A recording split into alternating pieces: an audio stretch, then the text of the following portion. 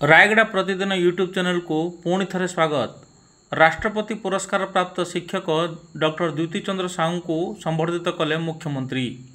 आज मुख्यमंत्री श्री मोहन चरण माझी लोकसभा भवनटारे ओडिशार 2 राष्ट्रपति पुरस्कार प्राप्त कृति शिक्षकों को आज संबर्धित करचंती। एही अवसर में रायगड़ा जिला पद्मपुर अंचल पद्मपुर माटीर पुओ डॉक्टर द्युति चंद्र साहू को मध्य आज मुख्यमंत्री मोहन चरण माझी तांको संबर्धित करथिले।